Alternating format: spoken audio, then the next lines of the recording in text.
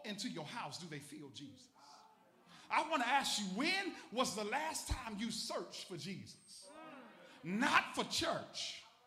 Because church will leave you hurt. Church will leave you depressed. Church will make you cry. But when you search for Jesus, I wonder, is there anybody in the house that can testify that when I looked all over, I couldn't find nobody, and there's nobody greater? Yeah. The text says that these magi, they searched for him. There's so many of us today who are hurting, and you think you're searching for them, but you're really not. You search for them by trying to follow a pastor with a personality. Well, that ain't God. You search for him in stuff. You search for him in your careers. You search for him trying to fill yourself with validation from folk who really don't care about you. And I want to ask you this morning, when's the last time you really searched him out? There are so many folk who are like the scribes. He's right there in your backyard. He's knocking on your door, and you won't even answer. Beloved, the thing I watched about the text, which I found powerful, was the fact that when the Magi found and thought about looking for Jesus, a star appeared. Beloved, I struggle with this because also the text tells us that first Herod says, I need y'all to go and find this Jesus because I want to worship him. Herod tries to do a scheme because he really wants to kill him, and the Magi don't know.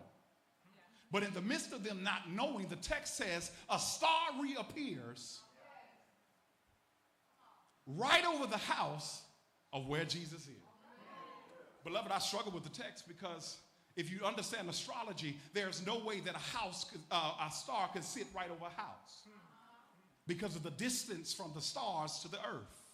So when I looked at the text, I began to understand that when you really search for Jesus, Jesus has a way of making the impossible possible. Oh, y'all missed your shot right there. Because I believe there's some folk in the room that can testify that the only way I found Jesus is because he made the impossible possible. How do I know? Because I survived a car wreck. How do I know? Because cancer didn't kill me. How do I know? Because other folks' marriages didn't work, but mine did. God has a way of letting you find him in the impossible. Beloved, the first way you know if he's in your house is you got to search for him. Beloved, the Magi, they searched miles and miles. They were tired. They were hungry. They probably had to deal with folk that wanted to steal their precious gifts, but they still came anyway. So I want to talk to the ones who are saying, I don't have enough money. My life is tough. I'm tired from working 9 to 5. You still got to make your way to Jesus. You better stop letting stuff stop you from finding Jesus. Because the true present of Christmas is Jesus. Beloved, the first thing I told you, that the way you can know Jesus is in your house is you got to search him out and find out where he is. The second way you can know that Jesus is in your house is that you will worship him in his house. You'll worship him in his house. The text tells us that after they come, the text says, when they saw the star, they were overjoyed. And on coming to the house, they saw the child with his mother Mary, and they bowed down and worshiped him. Beloved, the text first starts by saying, when they saw the star, they rejoiced with exceeding joy. Beloved, I struggle because they didn't find Jesus yet, but yet they still had joy. I came to talk to those, you ain't got the career you want yet. You ain't got the marriage that you want yet. You ain't got the man, the woman, you ain't got nothing that you want yet, but you got to have joy just by the simple fact that I feel like he's close. You got to have joy by the simple fact, if my neighbor's blessed, I'm going to be blessed too. The text says that they were overjoyed, not because of material gain, but they were overjoyed because Jesus was near. And I wonder, have you ever got overjoyed because you felt Jesus was near? Have you ever had a moment where you just start smiling in the car when you were just crying because you felt like Jesus was near? Have you ever walked to the gravesite and you still was able to smile because Jesus is near? But the text says that on coming to the house, they fell down and worshiped. Beloved, this got me because here's the struggle of the text. Every Christmas story we saw the wise men going to him in a manger. But that ain't Bible. The text says, on coming into the house, they fell down and worshiped him. If you understand the background of the text, Jesus at this point is not a little baby, he's 2 years old. So the Magi, it took them a few months to even get to him. So as they get to him, they are tired, they are sweaty, they are hungry. And it says on coming into the house, all they could do was fall down and worship. But here's the other good thing about the text. The text says that Mary was there. They said nothing to Mary. They went directly to Jesus. Pastor, what you trying to say? All I'm trying to say is you better stop coming to the house for folk. You better stop coming to the house. As pastor preaching today, it don't matter, because when I think about the goodness of Jesus and all he's done for me, you got to walk in the house with your worship ready. You got to come in no matter who sits by you, no matter what you dealt with out there. You got to worship as soon as you come in.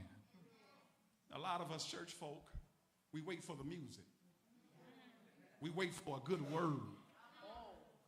When your word ought to be permeating in your heart all week long. You ought to be able to ride in your car and say, thank you, Jesus. You ought to be at work and think about somebody else didn't have a job, but I got a job. And that's enough.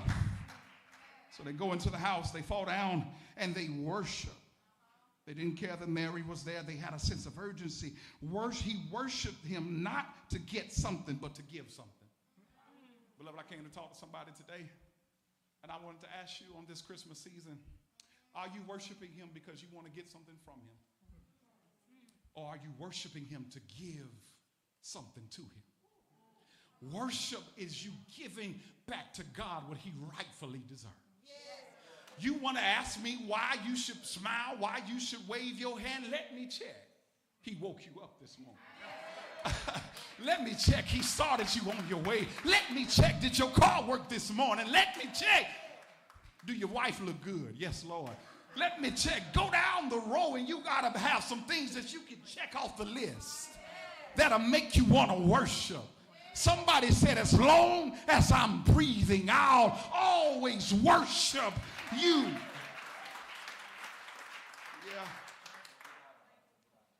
Listen, there are some folk in the room, you got to be like Celie. That yes, I'm black. I may even be ugly, but I'm still here. That ought to be a word for somebody. Yes, I don't have everything I need, but I'm still here. Yeah, the text says that they searched for him. Then the text says that as they get in the house, they worshiped him. But then the last thing the text, then we're going to go get this good chicken. The last thing the text shows us is that if Jesus is in your house, you'll bring gifts to his house. You'll bring gifts to his house. Beloved, the text says in verse number 11 that after they fell down in worship, then they opened their treasures and presented him with gifts of gold, frankincense, and myrrh. The text says they gave him their treasures. Treasures in the Greek means storehouse. Treasure in the Greek means a treasure chest. It means they gave him their best. It says they gave him three things: gold, frankincense, and myrrh. Beloved, gold represents his kingship, his royalty. Gold represents the thing that you would give that has more value than anything else. If you were coming to a king during that time, you did not come without gold. Gold was the most valuable thing, so they sit gold in front of him. Then the text says they give him frankincense. This represents